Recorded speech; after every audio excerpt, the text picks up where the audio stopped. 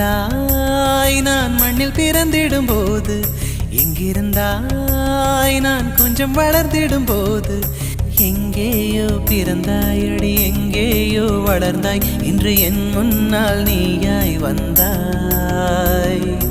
இதற்கென்ன அர்த்தம்? என் உயிரெல்லாம் சத்தம், அடி எனக்காக நீயும் வந்தாய்.